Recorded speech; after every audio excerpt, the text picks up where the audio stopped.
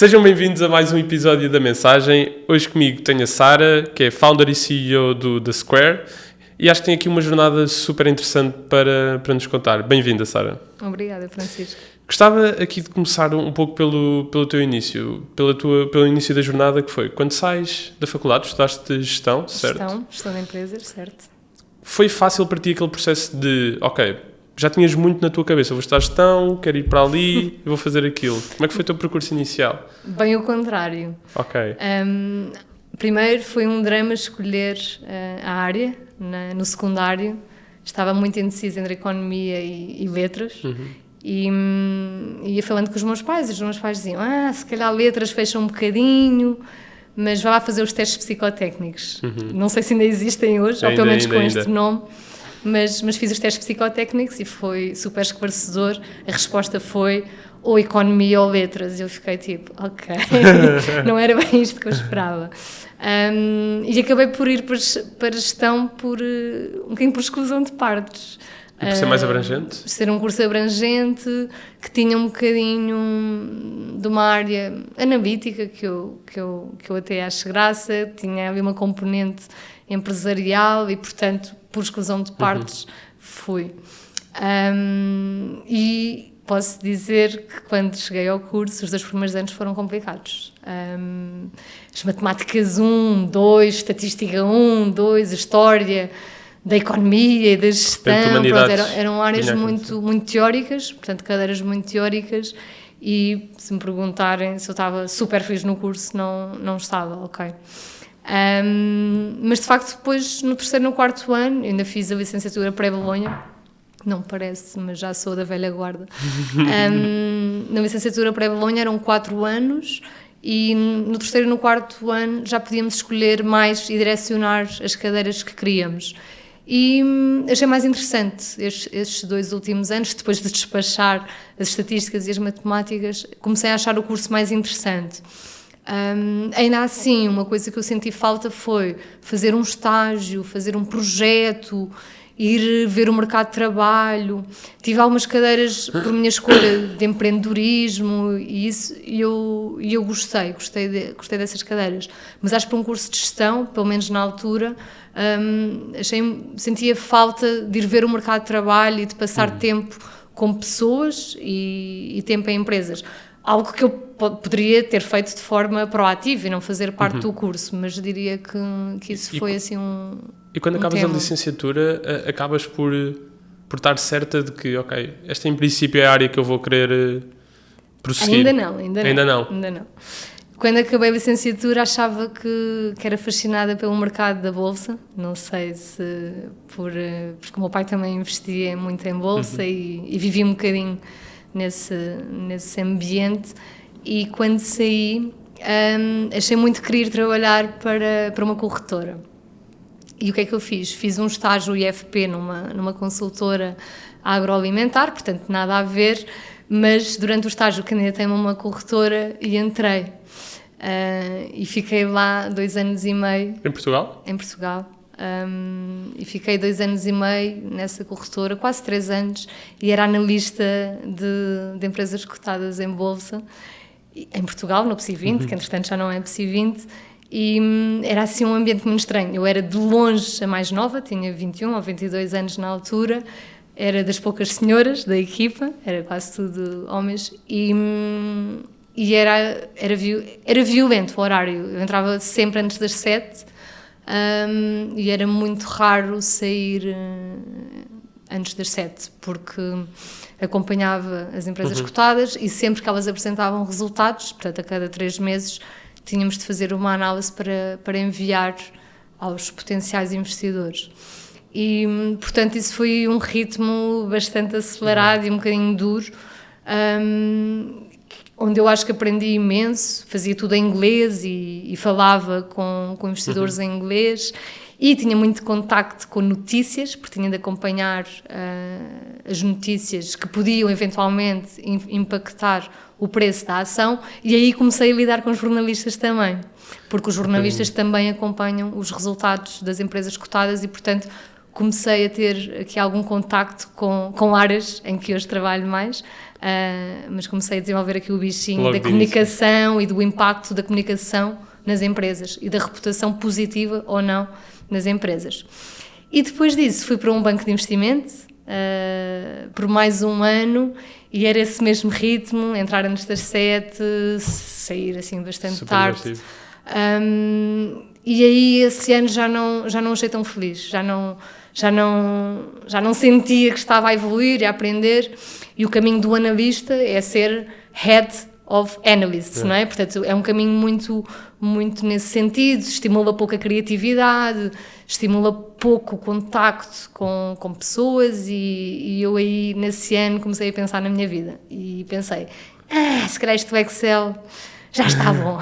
E aí estavas ainda em Portugal? Ainda estava cá em Portugal, Okay. sim, em Lisboa, sim. E aí foi onde quando começaste realmente a considerar um pouco, se calhar poderia haver outros caminhos para ti. Sim, aí já estava com 25 ou 26 anos, já não me recordo, 25 penso eu, portanto uma velha.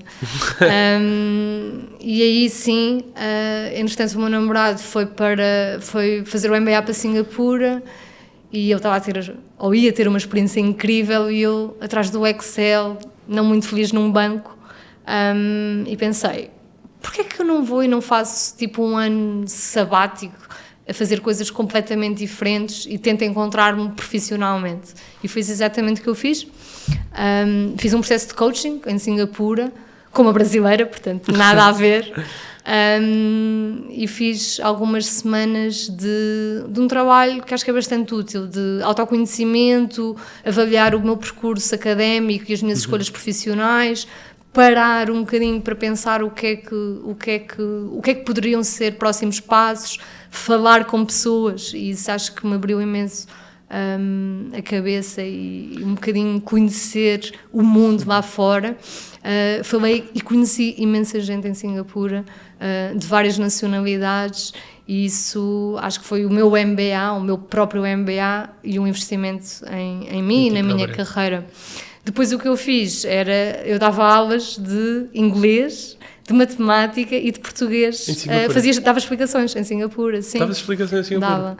Tive uma aluna malaia, que era muito engraçado. Ela adormecia nas minhas aulas, e eu pensava, tipo, bem, que seca que eu devo ser. Ela trabalhava na Sonangol, e portanto ela precisava de aprender português, e ela reportava diretamente uma das pessoas lá na Sonangol, que só falava português, e portanto ela tinha de aprender português, e depois dava explicações a crianças que em Singapura são consideradas crianças em risco social e económico. Portanto, eles em Singapura estão muito bem organizados, já isto há 15 anos, eu estive em Singapura há 15 ou 18 anos, eles tinham um site onde todas as ONGs estavam centralizadas nessa plataforma, nesse site, e tu podias, enquanto voluntário, escolher que atividade é que tu querias fazer. E, portanto, aquilo estava super bem estruturado. Se tu querias ir para uma área mais de educação, se tu querias ir para uma área mais de dar literacia em determinados temas, e, portanto, trabalhei para a Make-A-Wish, trabalhei para a Berlitz, que é uma escola de línguas que também há cá em Portugal, portanto trabalhei para N organizações em áreas completamente diferentes das finanças e do Excel, e isso para mim acho que foi mesmo muito bom. Em Singapura eles têm, lá está, Singapura é um dos grandes exemplos em educação. Exemplo, bom ou mau, estou mais a querer falar de outputs. Sim. O output é que eles conseguiram evoluir imenso, e neste momento alguém que sai da universidade, temos o Estado a conseguir competir com grandes instituições para pagar um bom ordenado para aquela pessoa entrar. Na verdade, uma pessoa que trabalha para o Estado em Singapura ganha muito mais, um salário é muito mais alto do que se essa pessoa fizer uma carreira corporativa. O que me parece interessante, porque acho que este trabalho de servir, porque o trabalho, a meu ver, okay, na minha visão, sim. Trabalhar para um governo ou ter uma carreira política é nada mais que servir uma população, uma sociedade, e portanto eu acho e concordo que estas pessoas devem ser muito bem remuneradas e devem ser muito bem selecionadas. E acho que é o que eles fazem bem em Singapura, selecionam muito bem essas pessoas e dão-lhes uma carreira na área governamental muito interessante, como se fosse uma empresa. Eu acho super interessante isso. E queria só aqui voltar um bocadinho atrás na conversa que foi um ponto super interessante que tu disseste, tu tiraste um ano sabático. Sim. Onde aí realmente tu tentaste conhecer mais a ti própria, perceber o que é que tu realmente querias e que querias avançar até na tua carreira profissional, certo? Sim. Não achas que... Eu tenho sempre esta questão que... Isto se calhar era uma decisão que às vezes nós devíamos tomar aos 18. Mas será que nós temos... Tu achas que a Sara de 18 tinha tanta maturidade para responder a essas questões como a Sara com 25? Acho que não. Acho que a maturidade depende de fatores diversos. Acho que nós podemos desenvolver mais maturidade quanto mais da zona de conforto saímos. E todos os meus passos, quando fui para Singapura, os meus passos foram todos muito desconfortáveis e saí da minha zona de conforto inúmeras vezes, ao ponto de pensar, estou louca, perdi a cabeça, tipo, estou a deixar uma carreira estruturada, tipo num banco de investimento, onde até não ganhava nada mal, e já com 4, 5 anos de experiência, e estou a deixar tudo para ir fazer não sei bem o quê. Os meus pais iam morrendo quando lhes disse o que eu ia fazer, mas eu hoje, assim, alguns anos depois, vejo que ainda bem que fiz. Acho que não sou a mesma pessoa e acho que cresci imenso, pessoal e profissionalmente, e acho que viver fora, conhecer pessoas, falar com pessoas, estar com pessoas, dá muita maturidade e dá muita humildade, e acho que os gap years e os voluntariados e os pormos-nos a situações que não são o nosso ambiente só nos traz coisas boas. E acima de tudo, se calhar também que não há uma idade certa para fazer um gap year, do género. Para ti, acho que devíamos fazer todos a cada X anos. Exato. Porque vamos usufruir de coisas diferentes de acordo com a fase de vida em que estamos. Anos ou até à necessidade do género. Se calhar agora tu estás numa fase da tua vida, estou a supor que estás contente com o teu percurso, que estás a gostar, mas se a algum momento isso deixar de o ser, tu sabes que houve uma coisa no passado que resultou contigo. Sim. Que é parar este tempo, sim, sem dúvida. Perceberes, porque o conhecer-te a ti próprio não é uma coisa que se faz só uma vez na vida. Eu acho que é algo que tu tens que fazer várias vezes, porque o teu eu vai... os votos contigo próprio. Olha, excelente maneira de colocar. Sim. Então, tu sentes que toda esta experiência internacional para ti, o ir lá para fora, foi algo que te ajudou a desenvolver imenso? Imenso. Principalmente, que capacidades é que depois achas que se mais desenvolveram aí? Eu vivi em Singapura, depois estive uns meses nos Estados Unidos e depois fui para o Brasil 2 anos e meio, para São Paulo. Claramente a capacidade de estares por ti e tens que te desenrascar, ok? Portanto, acho que isso... eu vinha de um mundo um bocadinho mais protegido e vivia com os meus pais na altura, antes de sair e ir para Singapura, e portanto sair de casa dos pais e para uma cultura e um país completamente diferente, acho que desenvolve aqui uma capacidade de desenrascar e de ter alguma lata, ok? Eu acho que eu, para poder conseguir perceber qual seria o meu próximo passo, o que a minha coach, que é a Cândida, o que ela me dizia é: Sara, tu tens que falar com pessoas, tu tens que ir ouvir as histórias das pessoas, as pessoas gostam de falar sobre si, não tenhas problemas, porque se tu fores pedir um conselho a uma pessoa, se calhar ela não te liga nenhuma. Se tu fores dizer: olha, fala-me sobre ti, sobre o teu trabalho, sobre o que tu fazes, sobre o que tu gostas, e isto é mesmo verdade. É verdade que ela é brasileira e os brasileiros têm muito mais lata, easygoing, mas eu adorei fazer o processo de coaching com ela, porque ela me deu aqui algumas... Acho que ela potenciou algumas capacidades que eu se calhar já tinha, mas que não as tinha desenvolvido. E então ela tinha muito isto de: tu tens de ir ver o mundo lá fora, tu tens de ir ver o que é que se faz na área da publicidade, porque tu és super criativa, tu tens de ver o que é que os empreendedores fazem. E eu falei, durante o tempo em que estive com ela, a ser acompanhada por ela, eu falei com mais de 100 pessoas. Fácil. A sério? Sim. E em que momento é que começou, por exemplo, com essas 100 pessoas que falaste? Sim. Se calhar, quais é que foram quais é que foram as maiores lições que retiraste daquelas de falares com 100 pessoas sobre esses tópicos? Sim.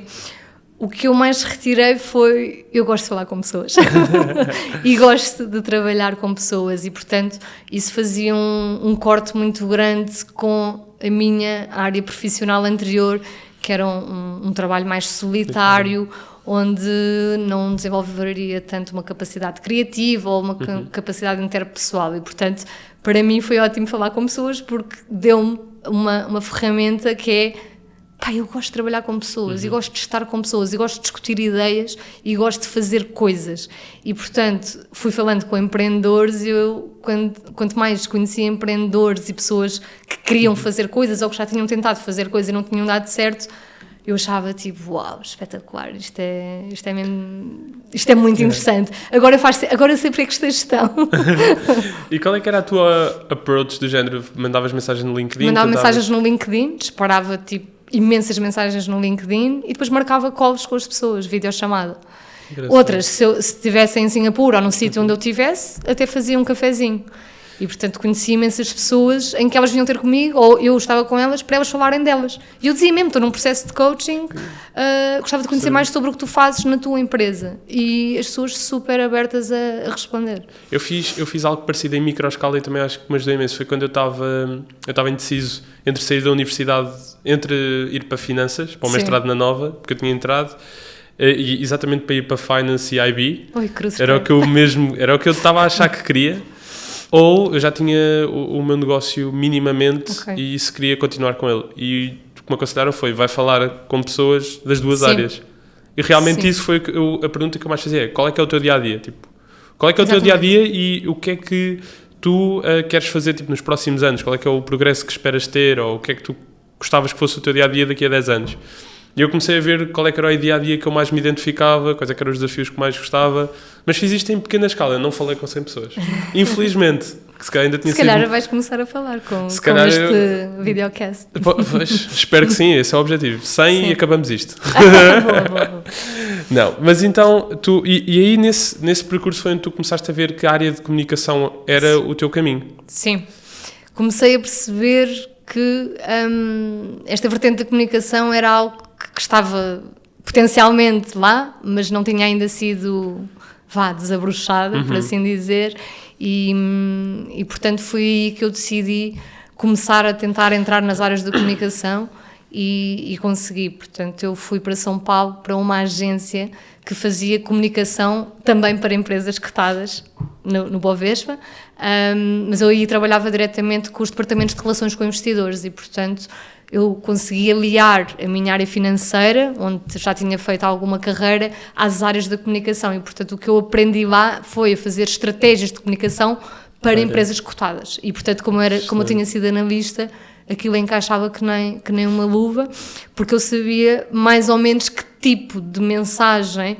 é que pode prejudicar a cotação de uma empresa e que tipo de mensagem é que pode alavancar o preço da ação de uma empresa. E, portanto, isso aí foi mesmo ouro sobre azul. Eu adorei. Como é que encontraste essa oportunidade? Tu já estavas à procura naquele país, já estavas à procura daquela carreira?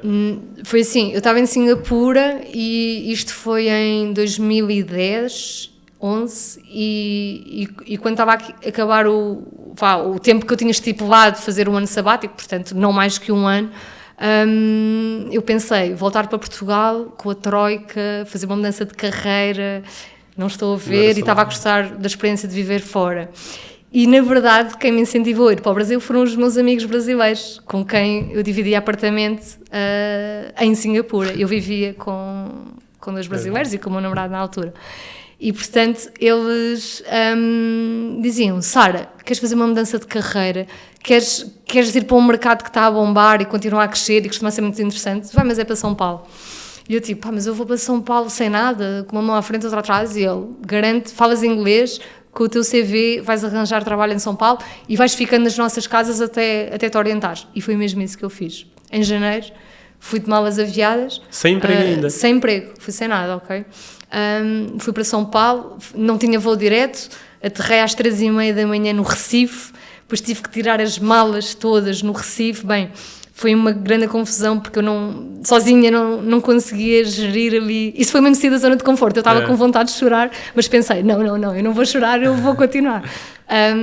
E quando começo a ver as minhas malas a chegar no tapete, tipo 3h30 da manhã, e eu sozinha no aeroporto, estava com imensa vontade de chorar. Peguei nas malas, fui para outro voo de ligação e cheguei a São Paulo por volta das 5h30 da manhã. Lá fui outra vez buscar as malas e fui para casa de um casal, meu amigo, de cariocas, que estavam a viver em São Paulo, também um bocadinho desterrados, porque eles eram do Rio de Janeiro e tinham-os conhecido em Singapura e eles tinham-se disponibilizado para eu ficar em casa deles. E pronto, cheguei à casa deles às 6 da manhã com imensa vontade de chorar, a pensar, pai, não sei se estou aqui bem. O que é que eu estou aqui a fazer? São Paulo é um choque, ok? Quando se aterra em São Paulo e se passa pelo centro da cidade... Se tu passas na Cracolândia, pá, tu pensas que estás noutro planeta, isto não é real, isto não existe na Terra, não é possível que haja pessoas assim. Pronto, a Cracolândia, não sei se conheces, pronto, é uma zona, mais ou menos. É uma zona no centro de São Paulo onde estão pessoas que estão viciadas em crack. E as pessoas não são pessoas, são zombies. Eles têm assim, os olhos muito abertos e caminham, sabe-se, para nowhere, não sabem para onde. E isso é chocante, porque pelo menos na Europa eu nunca tinha visto isso, mesmo no meu tempo na Ásia, apesar de ter viajado muito para países muito pobres, Vietnã, Camboja, Laos, Índia, China, eu nunca tinha visto nada assim. E, portanto, chegar a São Paulo e ver isso, eu achei muito impressionante. E depois há o tema da segurança, ok? Portanto, São Paulo não é uma cidade onde tu estejas à vontade com o relógio, com o anel, com os brincos.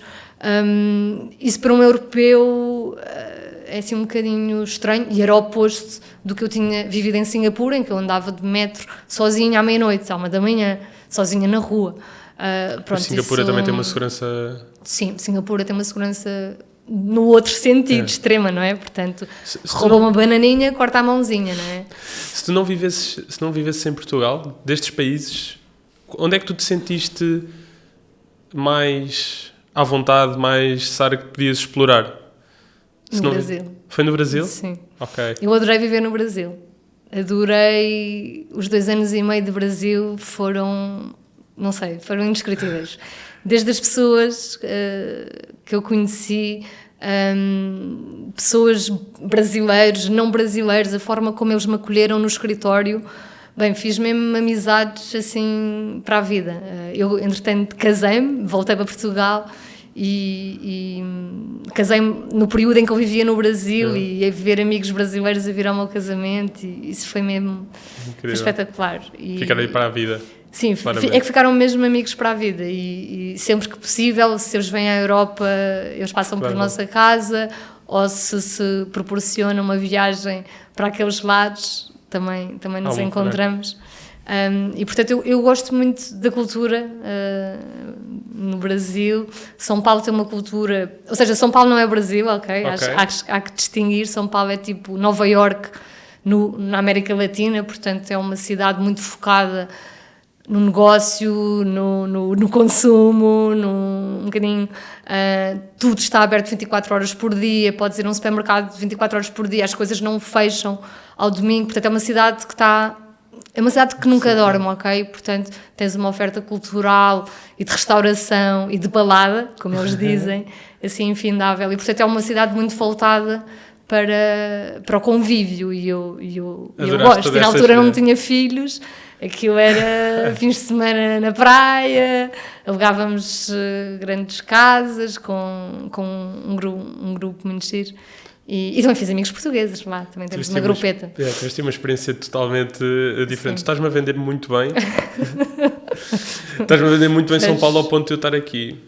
Será que São Paulo... Mas o início foi muito difícil, ok? Os meus amigos brasileiros diziam assim: Sara, São Paulo primeiro estranha-se, depois entranha-se. E isto é verdade. Os primeiros 3 meses de São Paulo foram duríssimos. A sério? Andar num transporte público lá é uma aventura. Tu não sabes o que é que vai acontecer. Desde poderes ser assaltado, entrares num metro ou num autocarro e não conseguires sair, isso é super frequente. Estares em filas tal que os teus pés não tocam no chão e, portanto, se tiveres claustrofobia, não é não é indicado de todo. Esta questão da segurança e de aprenderes a lidar, os meus colegas por vezes iam lá abaixo fumar, lá fora, no edifício onde eu trabalhava, era super frequente passar uma moto e rapar os telemóveis todos das pessoas que estavam a fumar. Chegaste a ser assaltada? Não. Ok. Nunca cheguei a ser assaltada. Sara, então, mas Sim. voltando aqui um bocadinho atrás, em janeiro tu chegas ao Brasil, certo? Sim. Como é que foi o período de chegares a São Paulo até conseguires realmente ter um emprego no que querias? Sem saber bem o que querias até. Sim. Eu fiz cerca de 12 entrevistas, a maior parte delas em São Paulo, ainda fiz algumas no Rio de Janeiro. Curiosamente, na altura do Carnaval, quando me diziam, Sara, o ano no Brasil só começa depois do Carnaval, enganaste, devias ter vindo para o Brasil ou no Carnaval, para gozares o Carnaval, ou após o Carnaval, que é quando o ano começa. Mas, curiosamente, eu consegui fazer imensas entrevistas em janeiro e em fevereiro. E tive 2 propostas de trabalho, as 2 em São Paulo, uma era para a Groupon. Eu não sei se ainda é do teu tempo, mas aquilo basicamente era uma plataforma que vendia cupons de desconto em diversos retalhistas. Era uma coisa que estava a crescer imenso na altura. Começou por ser uma startup e, entretanto, depois cresceu bastante e escalou pelo mundo. E tive outra proposta para ir fazer aquilo que eu te estava a explicar há pouco, que era para uma consultora norte-americana, que tinha escritório em São Paulo, e fazer aqui um trabalho de comunicação para investidores.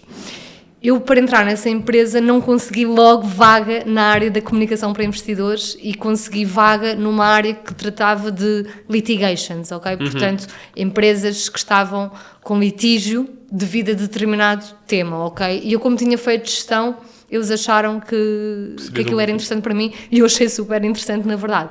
E, portanto, ainda tive uns meses nesta área de litigations e assim que abriu vaga na área de comunicação, eu pus-me a jeito e consegui entrar para a área de comunicação estratégica. Portanto, nós éramos uma consultora e trabalhávamos com empresas de grande dimensão e fazia consultoria na área de comunicação estratégica para investidores. Então, Em março comecei a trabalhar. Em março? Sim. Ok, em março ainda tiveste mais 2 anos no Brasil? Sim, eu estive lá de 11 a 14, voltei em meados de 14, grávida da minha primeira filha. E aí,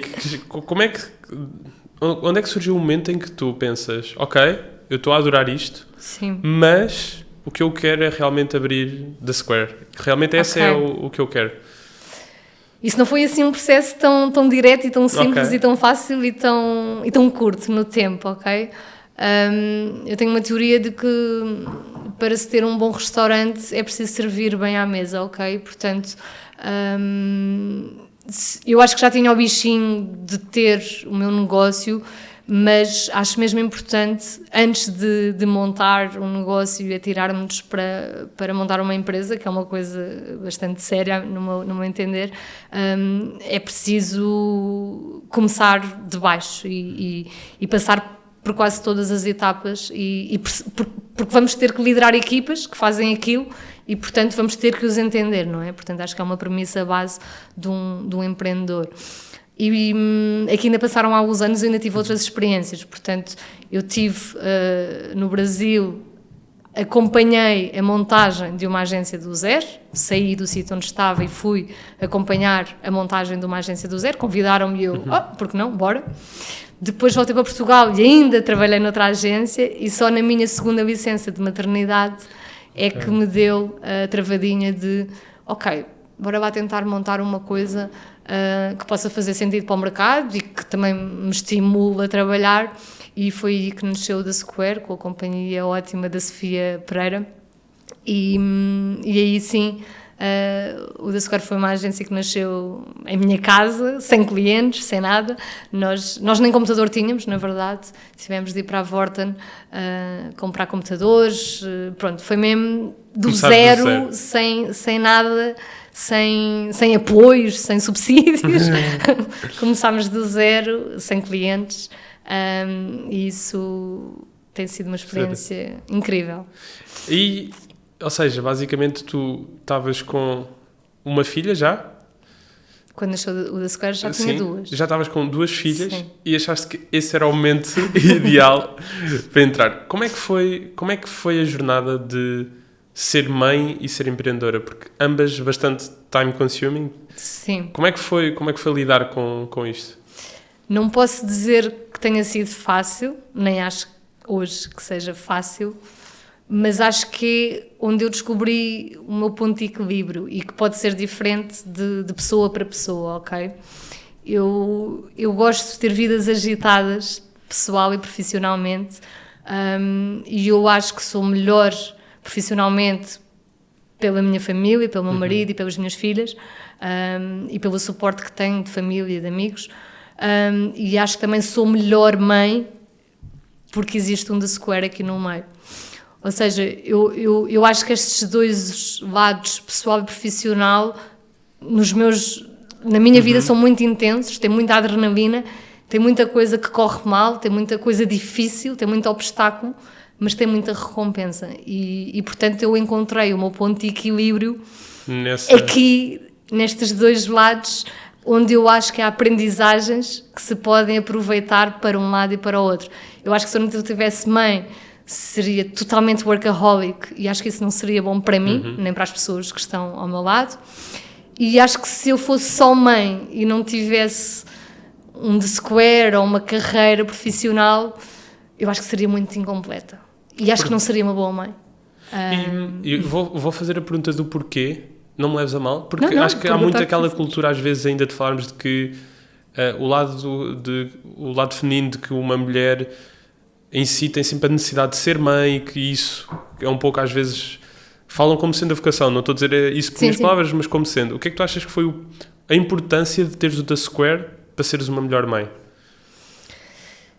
O The Square implica muita gestão de pessoas, ok? Desde as equipas, gestão de expectativas dos clientes, de quem escolhe trabalhar connosco, portanto existe também muito autoconhecimento da minha parte e de ter humildade para tentar chegar aos outros e conhecer os outros, e portanto eu acho que isto são tudo características que são mais desenvolvidas, pelo menos foi no meu caso, não quer dizer que seja em toda a gente, eu acho que desenvolvi mais quando fui mãe.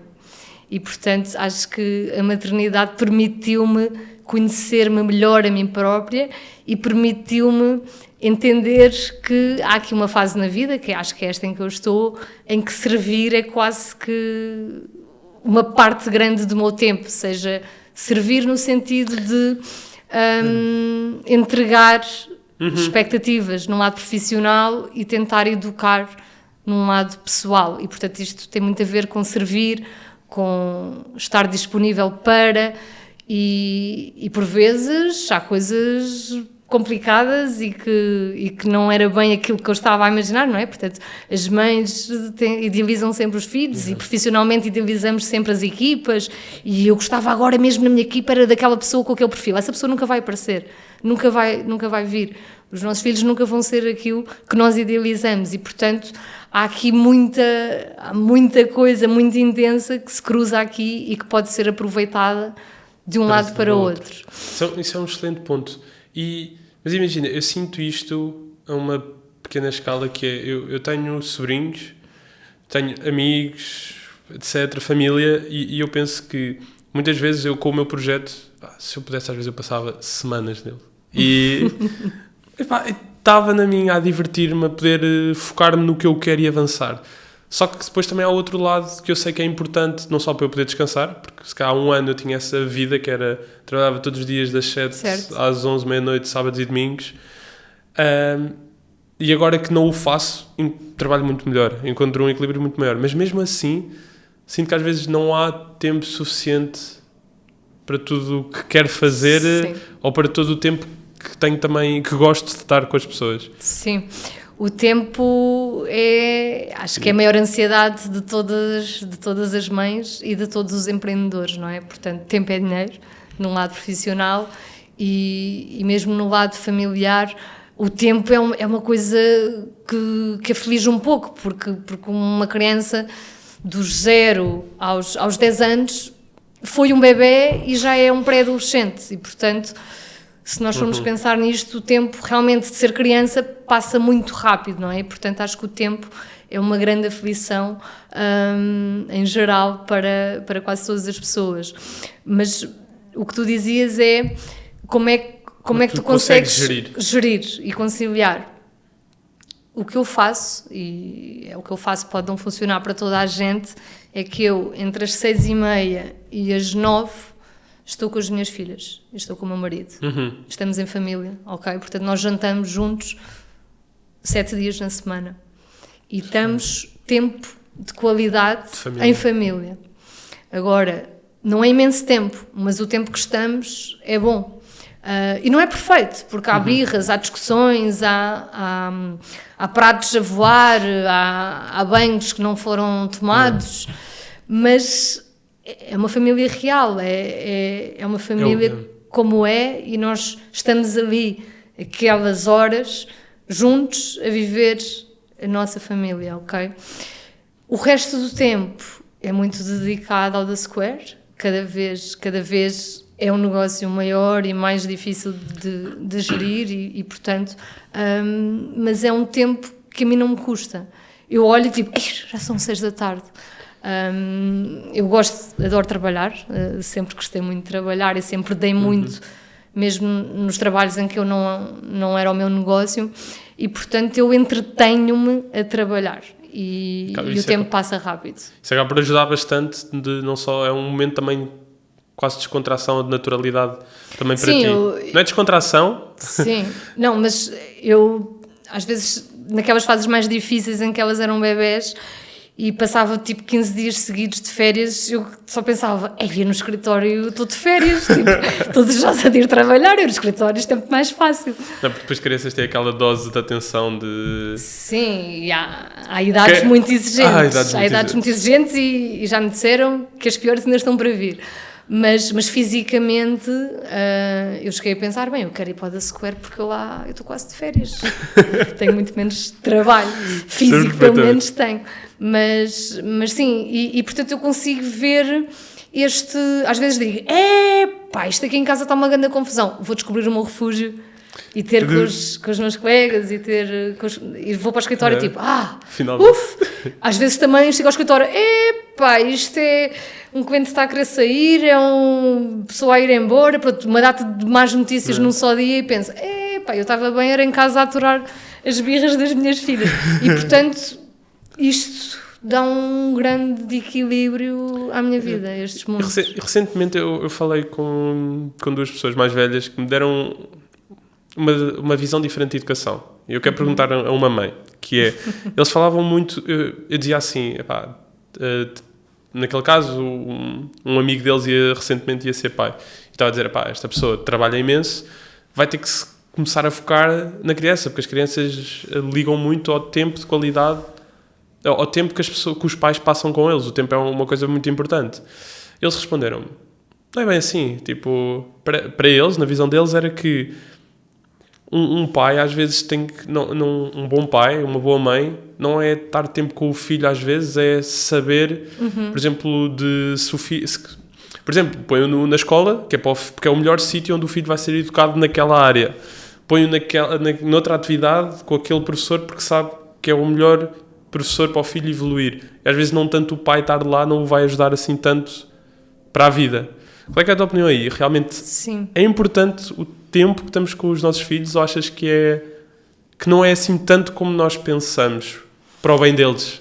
Olha, no outro dia eu também tenho dúvidas sobre isso e não sou detentora de verdade absoluta e tenho ouvido imensos podcasts e tenho um grupo de amigas que são mães também e que vão recomendando alguns podcasts.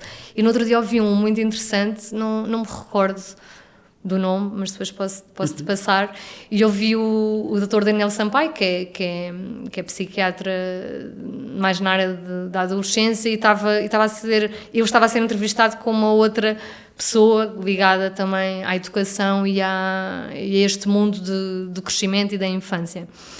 E identifiquei muito com uma coisa que o Dr. Daniel Sampaio dizia, que é, ele estava a contar que os pais dele eram médicos e que chegavam a casa super tarde e que não passavam muito tempo juntos, mas que o tempo que passavam era em família e era ali, não é? E, portanto, não é com os telemóveis, não é com a televisão ligada, era um tempo que não era muito, mas que era bem aproveitado. eu ouvi isto e fez-me imenso sentido, e acho que faço isto e fazemos isto na nossa casa de forma natural.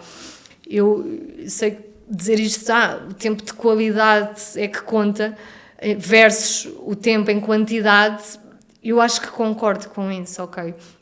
Eu acho que vale mais estarmos 2 horas ali no dia e estarmos mesmo sem os telemóveis, sem televisão, sem distrações, e estarmos ali a entender como é que está os fluxos ali em casa e estar mesmo, do que termos 4 ou 5 horas disponíveis e eu estou no telemóvel ou no computador ou ouvir qualquer coisa na televisão. Quer dizer, acho que realmente o tempo de qualidade, a mim, é aquilo que na nossa casa parece funcionar melhor. Agora, acho importante sermos algo presentes nas vidas dos nossos filhos, mas também não nos protegermos ao ponto de que os trabalhos de casa são dos pais, o teste parece que é dos pais. Eu estou em muitos grupos de WhatsApp de mães e de pais e vejo muito a preocupação dos pais. O que é o trabalho de casa de matemática? O que é que eles têm que levar amanhã? Pai, a partir de certa idade, eles têm que ser responsáveis. Exatamente. Eles têm que se preocupar com o trabalho de casa, com o que é que se tem que levar amanhã. E se não levarem, não levam. Tipo, levam um dia a seguir. Ou seja, e aqui o meu marido ajuda-me muito, porque ele é mais de empurrar à responsabilidade e acho que ele me tem ensinado muito a dar mesmo aqui algumas capacidades de resiliência e de responsabilidade logo desde bastante cedo. Porque isso é aprender. Para não protegermos demasiado, porque isso depois para a maturidade também vai ser complicado. E não só isso, como estávamos a falar em off antes, que é a importância do aprender ser algo que é pessoal, é algo que é sozinho, não dá para... O aprender eu tenho que estar sozinho a ver os exercícios de matemática e a tentar resolvê-los, a tentar ir perceber onde é que está a informação. Se alguém me ajudar, não é assim tão fulcral como eu estar a tentar perceber aquilo. Sem dúvida. A nossa filha do meio é muito malandreca e é assim espertalhaça. Gosta de e a mais nova também. A mais nova também. Tu já conheces 2, não é? Mas a do meio é assim, é aquele estilo, ter o máximo com o mínimo esforço. E então ela, se nós lhe fizéssemos os trabalhos, era ótimo, não é? Tipo, era ótimo. Mas ela precisa mesmo desse ritmo que é só dela e de ficar ali um tempo sentada, amarrar. E vou tentar outra vez e não consegui, vou tentar outra vez e não consegui, vou tentar outra vez e não consegui, vou tentar outra vez. Pá, claro que me dá vontade de pôr ali a solução e resolver o assunto, mas a verdade é que penso que não deve ser o melhor. E isto depois, cada criança é uma criança, os ritmos são diferentes. É super pessoal. Pá, é super pessoal. Concordo. Eu não sei se estou a fazer um bom trabalho. Eu gostava que tu daqui a 20 anos me entrevistasses e perceber se as minhas filhas não são umas delinquentes e vamos fazer toda uma completamente avariadas, ok? Vamos fazer todo um documentário sobre como é que é a situação das tuas filhas daqui a 20 anos. Fica aqui prometido. Vai sair, tipo, não vai sair depois, durante 15 anos não vai sair nada no YouTube e depois um episódio que ficou prometido. Pronto, obrigada. E agora falando aqui um bocadinho mais de como uma mulher que foi mãe, empresária, para alguém que nos esteja a ouvir, para alguma mulher que nos esteja a ouvir e que também é mãe e que quer começar o seu próprio negócio, o que é que tu recomendavas, sabendo o que sabes hoje? O que me parece é que é mais fácil fazer um negócio, curiosamente, depois de uma mulher ser a mãe. Porquê? Porque eu acho que com maternidade, aqueles primeiros meses de privação de sono e de algumas dificuldades que vão aparecer, moldam muito o caráter, eu acho, de uma mulher e tornam-na muito mais resiliente. Eu às vezes eu rio-me quando pessoas sem filhos dizem que não têm tempo, porque também não os quero ofender, quero tentar compreender, mas por dentro rio-me, tipo, não tens tempo? Como? Tu chegas a casa e pões as perninhas para cima e podes ver uma série de Netflix. E pronto, eu acho que isto, depois de uma mulher ser mãe, eu acho que o tempo se desmultiplica e acho que a capacidade organizativa se desmultiplica, não é? Portanto, realmente, uma das coisas que eu vejo é que eu sou muito organizada. Eu tenho no meu calendário do The Square, e as pessoas todas aderem ao meu calendário, e tenho lá coisas tipo levar ao dentista, levar a cortar o cabelo, ir não sei o quê na escola, reunir não sei o quê. Pronto, então a minha vida fica ali bastante... Aprendeste a saber gerir. Sim. Mas também não sei fazer de outra forma. E, portanto... esta capacidade de organização eu acho que se adquire muito mais depois de uma mulher ser mãe do que antes, e acho que o tempo se desmultiplica de forma incrível. Um lado muito real disto é que se dorme muito pouco, sobretudo nos primeiros anos de uma criança, e depois isso depende também da criança, mas aí realmente o tempo desmultiplica-se muito porque se passa muito mais tempo acordado do que a dormir, e isso é um tema, para mim, foi bastante prejudicial.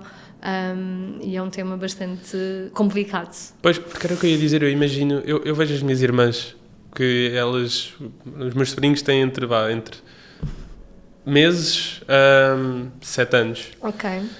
E eu vejo, e eu penso, tipo, a quantidade de trabalho, depois família, sim, é super complexo. Eu fazia-te a questão do género, imagina um cenário de uma mãe que trabalha, sim, tem um trabalho, chega à casa e ainda tem os filhos. Sim. É possível ainda montar um negócio? Sei que é possível, porque estás aqui. Nós tivemos de montar uma rede de apoio, ok? Acho que tanto eu como o meu marido não conseguíamos dedicar profissionalmente aos nossos trabalhos como dedicamos se não tivéssemos uma rede de apoio. Portanto, o colaborador número 1 no The Square é a Cleice, que é a nossa cabo-verdiana espetacular, e que tem sido um grande apoio, pelo menos na parte mais operacional do dia a dia, do que uma família exige, ok? Portanto, tenho total consciência que temos sorte em termos conseguido encontrar um apoio sério e que já faz parte da família. E, portanto, acho desafiante sem uma rede de apoio, mas há pessoas que o fazem e, portanto, ainda mais mérito têm e mais respeito ainda devem ter.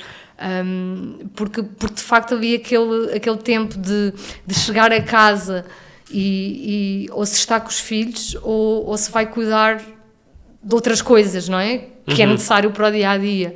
E aí nós temos bastante sorte e conseguimos criar essa rede de apoio.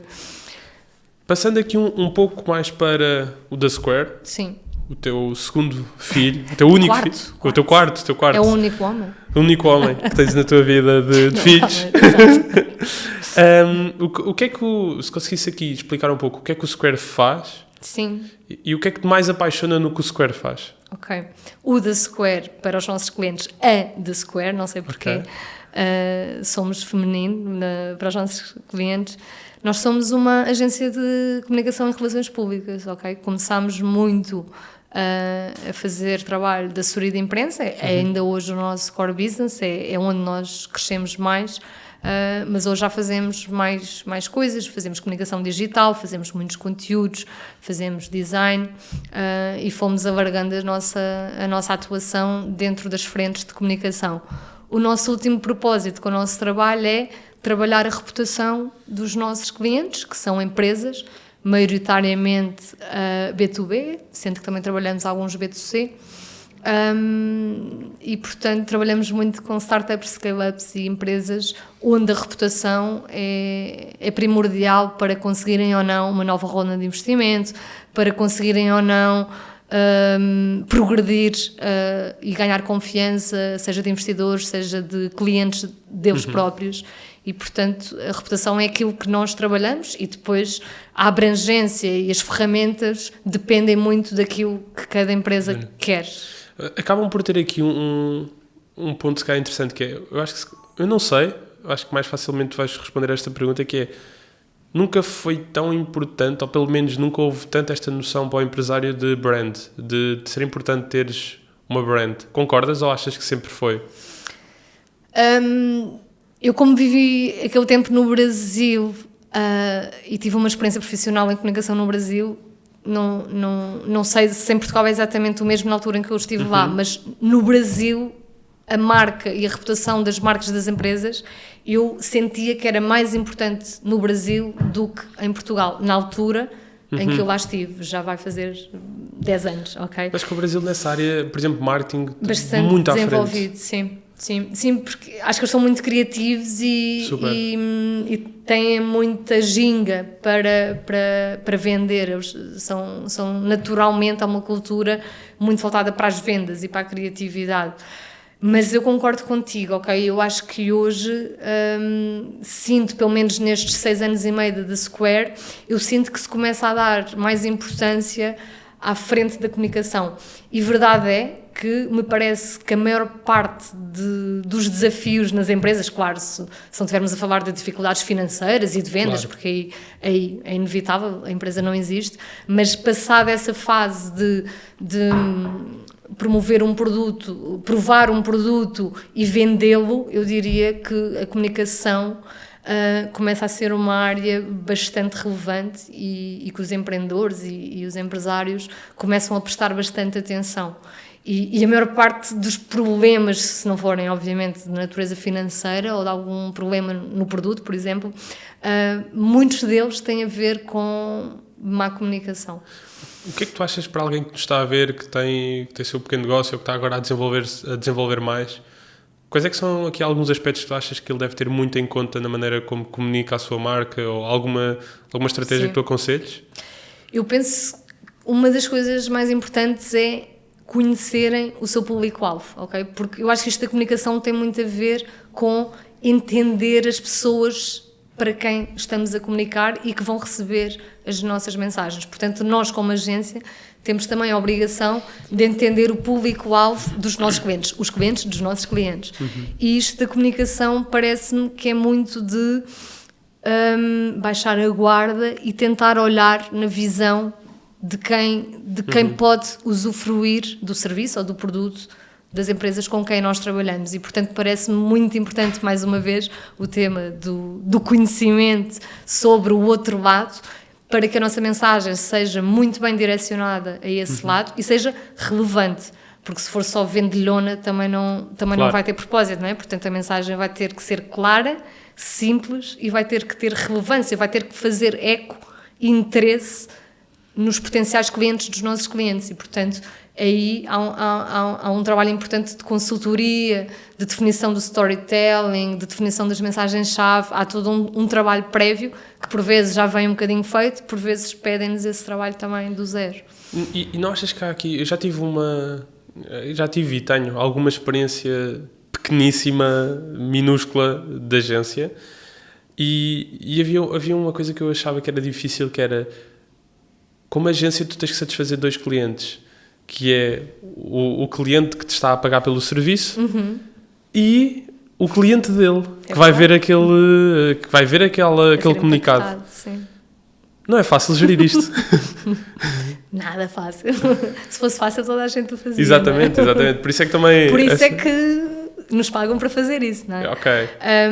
Mas sim, eu acho que eu concordo. Nós, além do cliente ter estado satisfeito, nós temos que ter eco no cliente do cliente e em assessoria de imprensa também temos que ter uma relação de proximidade e de confiança com os principais jornalistas do ecossistema noticioso e, portanto, realmente trabalhar numa agência exige aqui muita capacidade de relação e de comunicação também e de estabelecer relações de confiança. Nem sempre as coisas correm espetacularmente bem, não é?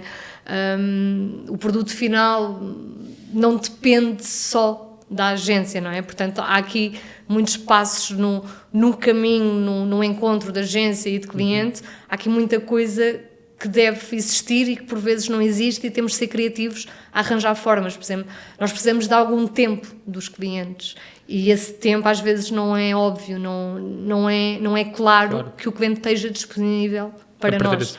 E, portanto, há que ser criativo, há que inventar novas formas de comunicar com os clientes, de chegar aos clientes.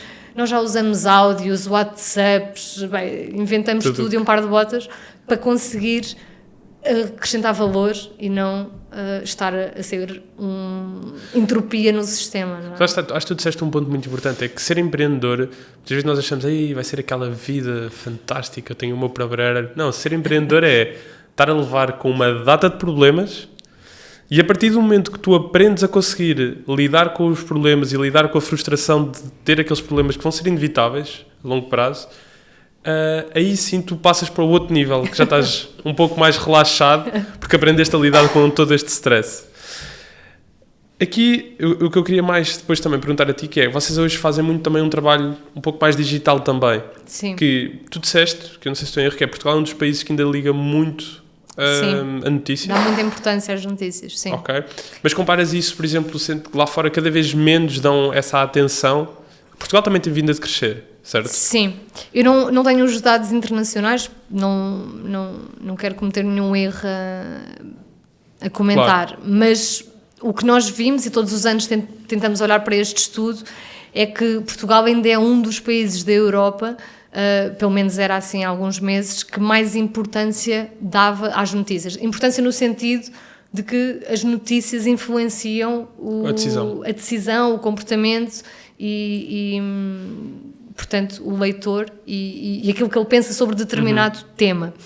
Isto é bastante interessante. Isto mostra que o jornalismo não está a acabar. Mostra-se uma grande responsabilidade por parte do jornalismo, não é? Portanto, acho que termos um jornalismo forte, bom e de qualidade é benefício para toda a sociedade.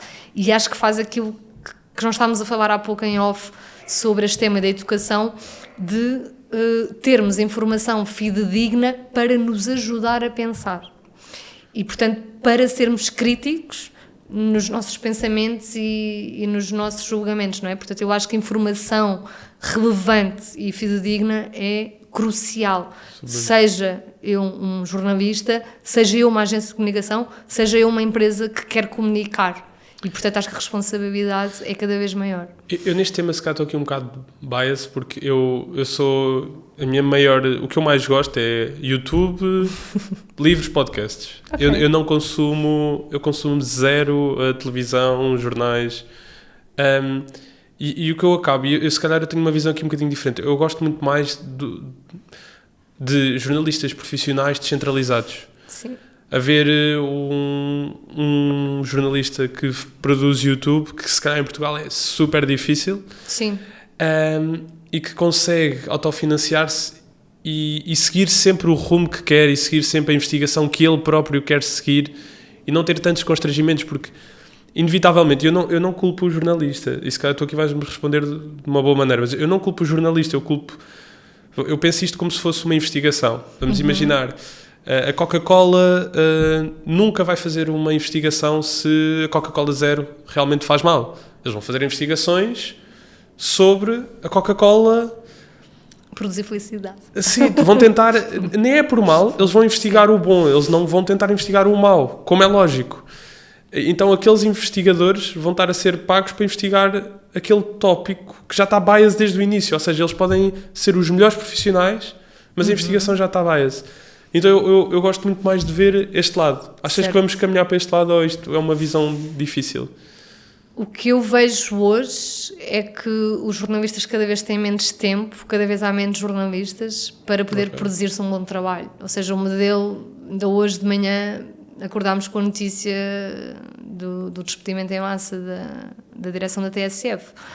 Ou seja, eu acho que ainda não se encontrou um modelo de negócio que consiga sustentar um jornalismo de qualidade. E não é só em Portugal, isto é um problema global. E o que isto faz é que, isso que tu dizes, onde é que está o lado da isenção e investigação?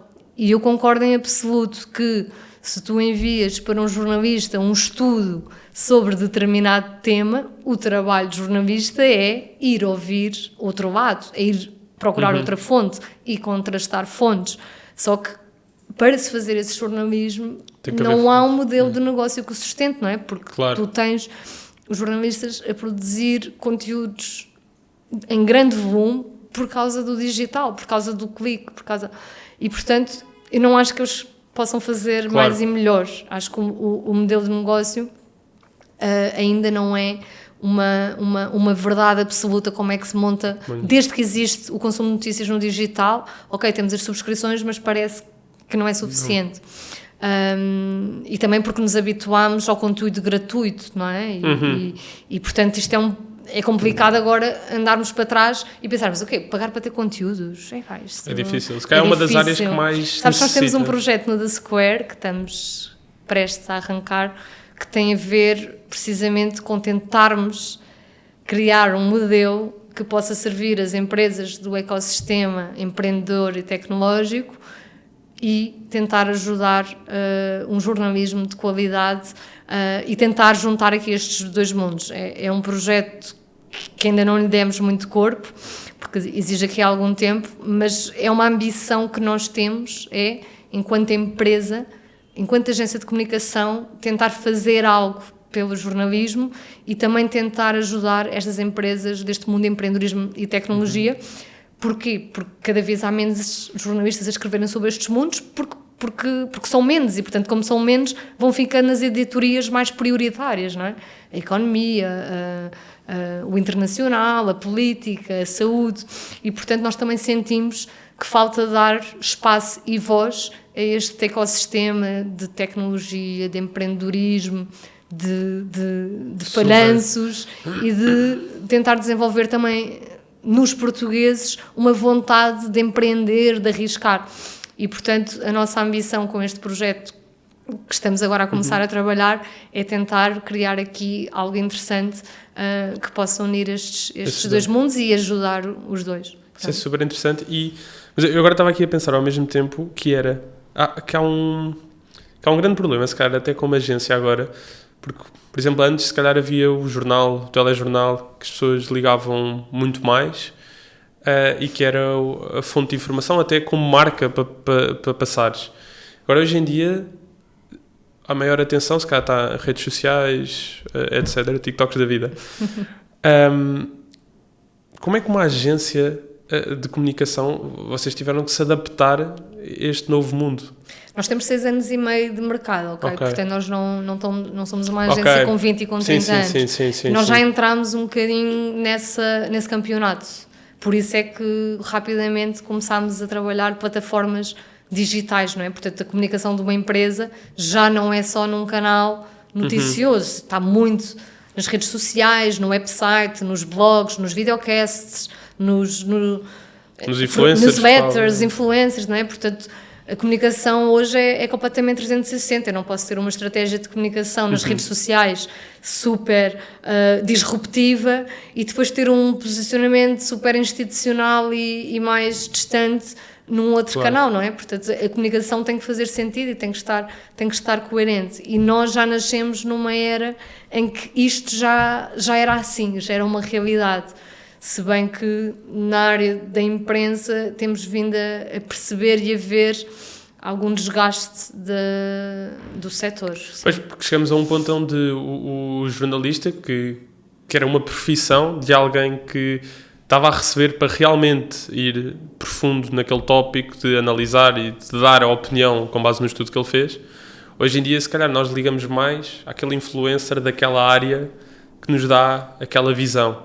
Sim, eu costumo dizer que isto está a acontecer, nós todos somos culpados, ok? Não é os jornalistas ou os jornais, não. Ou seja, se nós próprios não subscrevemos os conteúdos premium e os conteúdos que realmente tiveram esse tempo e esse contraste que tu dizias, se a Coca-Cola fizer isto, eu gostava de ver o outro lado, totalmente de acordo. Mas se nós próprios, cidadãos e consumidores, não subscrevermos os conteúdos premium, nós estamos a contribuir para a falência do sistema e para a depreciação da qualidade de todo o ecossistema, não é? Portanto, acho que isto é um trabalho conjunto e é uma literacia que falta passar às pessoas. Nós não podemos criticar o Correio da Manhã, o que eles fazem, que é sensacionalista, se é o jornal mais lido e mais consumido em Portugal, não é? Portanto, nós não podemos estar aqui numa bancada a apontar dedos como se nós fôssemos fora do ecossistema e pudéssemos apontar A, B e C, não é? Portanto, nós somos agentes de mudança e nós devemos direcionar as coisas de acordo. E as pessoas votam com o dinheiro. No final do dia não votam com a palavra. Elas estão a votar, por exemplo, a comprar. E esse é que realmente é o voto que faz as coisas avançarem. Eu acho que aqui... Mas digo que se calhar também acho que ainda falta o arriscar. Eu não quero estar a tocar, se calhar, num ponto que eu não sei. Mas acho que falta um arriscar um pouco mais de alguns jornalistas. Porque, por exemplo, eu sigo alguns que cresceram imenso e conseguem viver de YouTube. Em Portugal é muito, muito raro. Mas eu estava disposto, lá está, se fosse certos tópicos, certos nichos, se eles fossem muito nicho, eu estava disposto a pagar por saber super daquele tópico que aquela pessoa estava a entrevistar. Eu acho que, a meu ver, ainda não existe. Por exemplo, em Portugal eu não tenho... Sim. São raros essas caras que existem na internet. Acredito que sim. Que sejam por aí. E acho que era um pouco o que eu dizia. Acho que nós fomos habituados a consumir conteúdos de forma gratuita. Pois. E não selecionámos o que é um bom conteúdo e um mau conteúdo. E, portanto, eu acho que hoje, se calhar é preciso dar uns passos atrás e pensar, ok, isto é gratuito, mas será que isto é bom? Ok, isto é premium, se calhar isto é aquele trabalho que eu deveria prestar mais atenção. E depois a oferta de conteúdos é ilimitada hoje.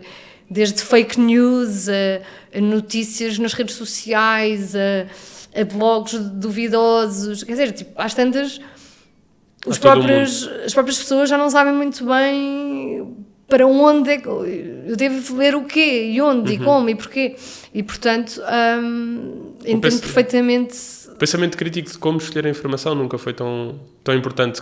Também como nós falámos ao início, desenvolvimento de pensamento crítico e se calhar a escola ter um papel forte aí, nunca foi uma necessidade tão grande também. Sem dúvida alguma. Sara, qual é que é a mensagem que tu gostavas de deixar para a próxima geração?